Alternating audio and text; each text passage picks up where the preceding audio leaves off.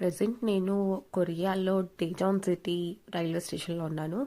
So ఇక్కడ KTX అనమాట railway names. So KTX పెట్టి 20 years అయిందంట.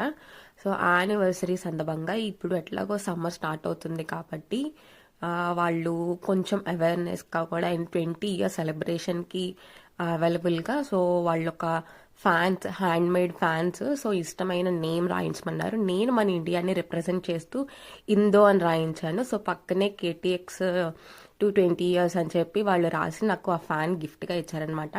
ఇక్కడ ఈవెంట్ లాగా పెట్టి ఒక స్టాల్ లాగా పెట్టి చేస్తున్నారు రైల్వే స్టేషన్లో.